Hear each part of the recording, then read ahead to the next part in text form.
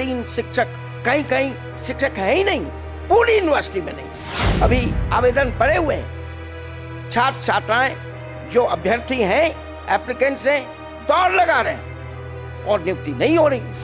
और उनकी क्या औकात है? यहाँ तो सब कुछ मुख्यमंत्री तय करते हैं, उनको नहीं मालूम है। 1996 में 2003 में अपॉइंटमेंट होता, उस पर भी गंभीर आरोप है।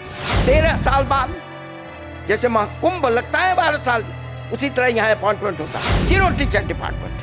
ऐसी ये इसकी जिम्मेदारी किसकी है? अपॉइंटमेंट की, सरकार की है। भ्रष्टाचार को थोड़ी देर के लिए हम बोल भी जाएं, जो हम नहीं बोलना चाहते। सीनियर लेवल पर अपॉइंटमेंट नहीं होने से आपको टैलेंट नहीं मिलता है, इंटरनल ब्रीडिंग हो रही है। नमस्कार, आप लाइव सिटीज देख रहे हैं और मैं हूं आपके साथ सौम्या राठी। पटना यूनिवर्सिटी कभी पूरे देश की सारी यूनिवर्सिटीज़ में सबसे प्रेस्टिजियस मानी जाती थी। देश के कोने कोने से लोग यहाँ पढ़ने के लिए, शिक्षा हासिल करने के लिए आते थे। लेकिन अब बिहार के ही बच्चे इस यूनिवर्सिटी को अपना लास्ट ऑप्शन समझ कर रखते हैं।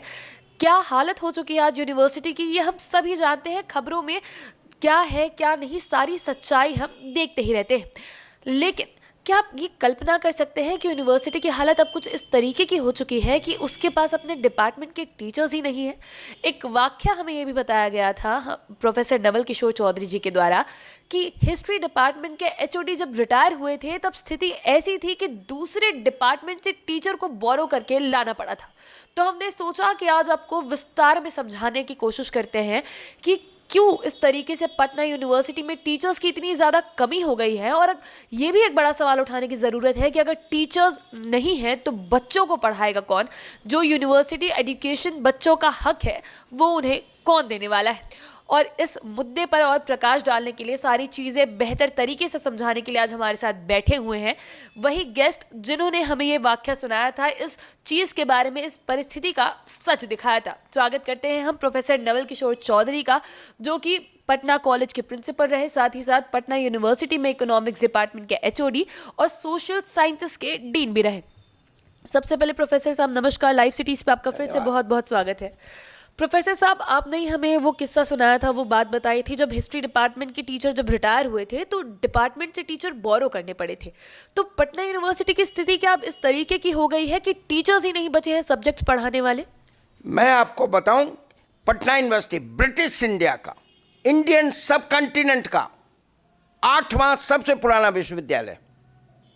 सबसे पहले 1857 में कलकत्ता, बॉम्बे एंड मद्रास में तीनों प्रेसिडेंसी में यूनिवर्सिटी बनी थी। उसके बाद 1882 में पंजाब यूनिवर्सिटी एट लाहौर, और उसके बाद 1988 में इलाहाबाद, और 1916 में BHU और मैसूर, और 1917 में यह यूनिवर्सिटी बनी थी। तो वर्तमान देश भारत का ये 7वां सबसे पुराना विश्वविद्यालय है। और उसकी ये हालत है कि 50 से अधिक शिक्षकों के पद रिक्त हैं, और जो शिक्षक हैं उसमें almost all junior most level पर अपॉइंटेड हैं, और उन प्रमोशन से रीडर और प्रोफेसर, एसोसिएट प्रोफेसर और प्रोफेसर हुए। पिछले 50 साल से उच्च पदों पर, यूनिवर्सिटी प्रोफेसर पर, और उसके नीचे डायरेक्ट अपॉइंटमेंट नहीं हुआ। आप कल्पना कर सकते हैं कि शिक्षकों के 50% से अधिक पद रिक्त हैं। विभाग का विभाग ऐसा हो गया है जहां मुश्किल से 1 या 2 शिक्षक बच गए। कुछ विभागों में शिक्षक है ही नहीं, और मैंने उसका एक रिफ्लेक्शन आपको हिस्ट्री डिपार्टमेंट का दिया था। लेकिन ये एक उदाहरण मात्र है, यह केवल हिस्ट्री डिपार्टमेंट का मामला नहीं है। ये वही हिस्ट्री डिपार्टमेंट है जो सारी दुनिया में मशहूर था। रामचंद्र शर्मा जी जो अब नहीं रहे, अंतर्राष्ट्रीय ख्यात के इतिहासकार थे। के दत्त अंतर्राष्ट्रीय ख्यात के इतिहासकार थे, उनके अलावा भी बड़े विद्वान थे। और उसकी ये स्थिति होगी कि यूनिवर्सिटी डिपार्टमेंट में जब पिछले फरवरी में अध्यक्ष, हेड ऑफ डिपार्टमेंट रिटायर किए तो कोई मिला नहीं। 2 शिक्षक बच गए थे जिनकी नियुक्ति 1 साल पहले हुई थी, जो कंफर्म भी शायद नहीं हो पाए। दूसरे विभाग से लाकर एक शिक्षक को रामचंद्र शर्मा जी की कुर्सी, के दत्त साहब की कुर्सी, मजुमदार साहब की कुर्सी दी गई। आप कल्पना कर सकते। लेकिन ये केवल हिस्ट्री डिपार्टमेंट की बात होती तो और होती। ये प्राय हर डिपार्टमेंट की यही हालत है। 1, 2, 3 शिक्षक, कहीं कहीं शिक्षक है ही नहीं, पूरी यूनिवर्सिटी में नहीं है, केवल एक विभाग की बात नहीं है। कौन पढ़ाएगा इनको? आप चले जाइए, दूसरी यूनिवर्सिटी का यही हाल है। 10,000 छात्र हैं, शिक्षक 10 नहीं है, 5, 6। आप सर्वे करके देख लीजिए, 5,000 स्टूडेंट्स और शिक्षक 4-5, कैसे मैनेज कर सकते हैं? ऐसे ऐसे विभाग हैं जहां 0 टीचर है। आप इतिहास ही का ले लीजिए, अगर 2 टीचर बच गए रेगुलर, जो भी जूनियर मोस्ट लेवल 1 साल पहले, तो अन्य कॉलेजेस की क्या हालत होगी? गेस्ट टीचर का प्रावधान किया गया था, 1 साल पहले कुछ लोगों की नियुक्ति हुई, पिछले 1 साल से नियुक्ति नहीं हुई। पटना यूनिवर्सिटी में जो हाल है वही हाल सब जगह है। अभी आवेदन पड़े हुए हैं, छात्र छात्राएं जो अभ्यर्थी हैं, एप्लीकेंट्स हैं, दौड़ लगा रहे हैं और नियुक्ति नहीं हो रही है। और मैं आपको बताऊं कि आज के जो शिक्षा मंत्री हैं, जो एक तरह से हमसे हमारे लिए बड़े प्रिय हैं, क्योंकि मेरे इलाके से आते हैं, लेकिन वह भी शिक्षा विभाग से आते हैं। मैंने उनको कहा, और उनकी क्या औकात है, यहाँ तो सब कुछ मुख्यमंत्री तय करते हैं, उनको नहीं मालूम है उनका इंटेलिजेंस डिपार्टमेंट क्या करता है? क्या अखबार की, मीडिया की रिपोर्टें उनके पास नहीं पहुँचती हैं? क्यों चुप हैं? और ये इसलिए हो रहा है कि मैं आपको बताऊं पिछले 2 दशकों की क्या स्थिति हुई। बहुत कई साल के बाद 1983 में अपॉइंटमेंट हुए, उस समय यूनिवर्सिटी लेवल सिलेक्शन कमेटी थी। 83 के बाद 89 में इक्के दुक्के अपॉइंटमेंट हुए, बड़े पैमाने पर 83 के बाद 96 में अपॉइंटमेंट हुआ।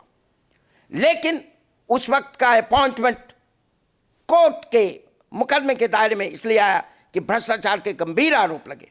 उस समय का जो चेयरमैन था यूनिवर्सिटी सर्विस कमीशन के, जो बहाव अशरफी को जेल जाना पड़ा भ्रष्टाचार के आरोप में। उसके बाद 96 के बाद देखिए, ये सीधे आप 2003 में आइए, 1996 के बाद 2003 में अपॉइंटमेंट होता है, उस पर भी गंभीर आरोप लगे। विजिलेंस इंक्वायरी हुई जिसका रिपोर्ट आज तक नहीं आया। लेकिन आप थोड़ी देर के लिए विजिलेंस और भ्रष्टाचार की बात को दरकिनार भी कर दीजिए, तो 83 में अपॉइंटमेंट के बाद जो मेजर अपॉइंटमेंट हुआ वो 1996, कितना साल हो गया, 7, 6, 13 साल बाद। जैसे महाकुंभ लगता है 12 साल में, उसी तरह यहाँ अपॉइंटमेंट होता। और 96 के बाद 2003 में जोड़ लीजिए अपॉइंटमेंट होता है, और 2003 के बाद अपॉइंटमेंट नहीं हो रहा, गेस्ट टीचर का अपॉइंटमेंट नहीं हो रहा। तो जब अपॉइंटमेंट ही नहीं होगा तो पद रिक्त होंगे, विभाग का विभाग खाली है, कॉलेज का कॉलेज में मुश्किल से 10,000 स्टूडेंट, 5,000 स्टूडेंट और टीचर 4-5, 0 डिपार्टमेंट, 0 टीचर डिपार्टमेंट। ऐसी ये इसकी जिम्मेदारी किसकी है? अपॉइंटमेंट की, सरकार की है। भ्रष्टाचार को थोड़ी देर के लिए हम बोल भी जाएं, जो हम नहीं बोलना चाहते, तो ये अपॉइंटमेंट किसकी जिम्मेदारी है? Government must answer, chief minister must answer. उन्होंने तय कर लिया है कि शिक्षा को पूरी तरह ध्वस्त कर देंगे। तो ये एक बड़ा प्रश्न है। जहाँ तक क्वालिटी का सवाल है, गंभीर सवाल उठता है यहाँ के शिक्षकों के मेरिट पर। स्वाभाविक है, अगर हर साल अपॉइंटमेंट नहीं होगा तो जो बेस्ट स्टूडेंट्स होते हैं, हर साल निकलते हैं, वो वेट नहीं करेंगे 10 साल, वो कहीं ना कहीं नौकरी में चले जाते हैं। हम लोगों के ज़माने में ये होता था कि हर साल अपॉइंटमेंट होता था, और तात्कालिक अपॉइंटमेंट यूनिवर्सिटी के वाइस चांसलर तक कर देते थे, वीसी अपॉइंटमेंट। बाद में बीपीएससी के और यूनिवर्सिटी सर्विस कमीशन बाद में आने आया। तो होता क्या था कि जो टॉपर्स होते थे वो नियुक्त होते थे पटना यूनिवर्सिटी में और अन्य जगहों पर। हर साल का बेस्ट टीचर आ जाता था, बेस्ट स्टूडेंट्स टीचर बन जाते। उस वजह से कुछ लोग प्रशासनिक सेवाओं में आईएएस वगैरह में जाते थे। तो हर साल अगर नियुक्ति होगी तो हर साल का जो टॉप ब्रेन्स है यूनिवर्सिटी में आएंगे। 15 साल में करेंगे तो क्या टॉप ब्रेन्स वेट करता रहेगा? डायरेक्ट अपॉइंटमेंट भी बंद कर दिया गया है। और डायरेक्ट अपॉइंटमेंट जब 10 साल 12 साल के बाद होता है, और जो होता है वो असिस्टेंट लेक्चरर, असिस्टेंट प्रोफेसर, जो पहले लेक्चर कहलाता था, उस पर होता है। ठीक है कि कुछ साल के बाद शिक्षक आंदोलन और अन्य नियमों के परिणाम स्वरूप उनका प्रमोशन होता है वरीय पदों पर, लेकिन डायरेक्ट अपॉइंटमेंट क्यों नहीं होता है? क्यों नहीं देश और विदेश से चुन के बड़े बड़े प्रोफेसर लाए जाते हैं? आज अगर सरकार चाहे तो इसको दूर कर सकती। मैं बताऊं, जब देश आज़ाद हुआ था, इंडियन सिविल सर्विस ICS समाप्त होकर IAS हुआ, तो बड़े पैमाने पर स्पेशल रिक्रूटमेंट हुआ था IS की। यहाँ स्पेशल रिक्रूटमेंट क्यों नहीं हो सकता है? आज सरकार चाहे तो स्पेशल रिक्रूटमेंट हो सकता है और हर साल अपॉइंटमेंट हो सकता है। लेकिन जब हर साल अपॉइंटमेंट नहीं होगा, 10 साल 12 साल के बाद कुंभ की तरह मेला लगा करके वो आएंगे, तो आपके पास बेस्ट नहीं मिलेगा।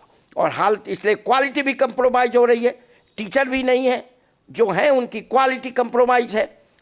सीनियर लेवल पर अपॉइंटमेंट नहीं होने से आपको टैलेंट नहीं मिलता है, इंटरनल ब्लीडिंग हो रही है, बाहर के लोग जो आते थे उनको संभावनाएं उनकी छीन हो गई है।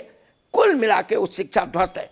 मैं बताऊं, उस शिक्षा में केवल यूनिवर्सिटी नहीं है, रिसर्च इंस्टीट्यूट है। AN सिन्हा इंस्टीट्यूट एक सरकारी शोध संस्थान। क्या स्थिति है? एक डायरेक्टर का अपॉइंटमेंट नहीं हो पाता, पद खाली है। क्यों ऐसा होता है? तो सरकार ने उच्च शिक्षा को प्राथमिकता की लिस्ट में नहीं रखा है और ये ध्वस्त हो चुका है। इसको स्वीकारना चाहिए और इसकी सीधी जिम्मेदारी माननीय मुख्यमंत्री श्री नीतीश कुमार पर जाती है, क्योंकि उनके राज में या अन्य सरकारों में भी आप देखते हैं कि मुख्यमंत्री के अलावा किसी मिनिस्टर की कोई औकात होती ही नहीं। इसका यह मतलब नहीं कि शिक्षा मंत्री की जिम्मेदारी नहीं है, लेकिन अभी जो हाल में सवाल उठाया, जिसको आपने उठाया यूनिवर्सिटी में वाइस चांसलर्स के अपॉइंटमेंट को लेकर, राजभवन पर गंभीर आरोप लगे हैं, मुख्यमंत्री पर की जिम्मेदारी पर प्रश्न उठे हैं, और जिस तरह से आप देख रहे हैं कि भ्रष्टाचार की भेंट चढ़ गया है विश्वविद्यालय, उच्च शिक्षा, उसका सीधा असर इसके फंक्शनिंग पर पड़ रहा है और उस शिक्षा बिहार में पूरी तरह ध्वस्त है। जब हम बिहार के शिक्षा व्यवस्था के ध्वस्त होने की बात करते हैं, तो हर एक पन्ना जब उससे निकल कर आता है और ऐसे जितने भी इंटरव्यूज़ हमें करने का मौका मिलता है, तब समझ में आता है कि चीज़ें किस किस स्तर पर अब खराब हो चुकी है। उम्मीद करती हूँ कि इस वीडियो के ज़रिए आप वो भी बेहतर तरीके से समझ पाए होंगे कि अगर आज यूनिवर्सिटीज़ की स्थिति बद से बदतर होती जा रही है, तो जिम्मेदार असलियत में किसे ठहराना चाहिए। अब बाकी की वीडियोस के लिए लाइव सिटीज़ के साथ बने रहें। अगर इस वीडियो को फेसबुक पर देख रहे हैं तो पेज को लाइक करें, यूट्यूब पर देख रहे हैं तो चैनल को सब्सक्राइब करें। लाइव सिटीज़ के साथ आप ट्विटर पर भी जुड़ सकते हैं। धन्यवाद।